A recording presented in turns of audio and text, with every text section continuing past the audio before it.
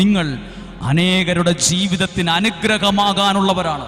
ഈ വചനം നിങ്ങളെ ദൈവം കേൾപ്പിക്കുന്നത് ഒരു സാക്ഷ്യമാകാനാണ്. ഈ വചനം നിങ്ങളെ കേൾപ്പിക്കുന്നത് നിങ്ങളുടെ കുടുംബത്തിൽ വലിയൊരു മിറക്കിൾ സംഭവിക്കാൻ അതിനു വേണ്ടിയിട്ടാണ്. ഒരു അത്ഭുതമല്ലേ സംഭവിച്ചത്? അവിടെ ഒരു വാക്കുണ്ട്, ആ പിതാവ് ആ മകനെ യേശുവിൻ്റെ അടുത്തേക്ക് കൊണ്ടുവന്നു. ഇതുപോലെ നമ്മൾ എന്താ ഈ നിയോഗ പ്രാർത്ഥന ചെയ്തത്?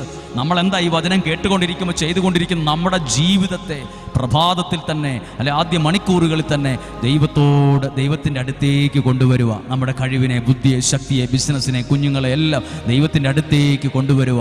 അപ്പോൾ ദൈവം എന്തു ചെയ്യും? നമ്മുടെ മേലൊരു ആശീർവാദം നൽകുന്നു, നമ്മുടെ മേലൊരു വിടുതലിനെ അയക്കുന്നു, നമ്മുടെ കുടുംബത്തിൻ്റെ മേലൊരു അനുഗ്രഹത്തെ ഉറപ്പിക്കുന്നു. ഇന്ന് ഈ സെക്കൻഡ് വരെ പ്രശ്നവും പ്രതിസന്ധിയും തീയും വെള്ളവും നുരയും പതയും എന്നൊക്കെ എഴുതിയ സ്ഥാനത്ത് ഇതാ അത്ഭുത വിടുതൽ സംഭവിക്കുന്നു. അവിടെ വേറെ എന്തെങ്കിലും ചെയ്തോ? ഒറ്റ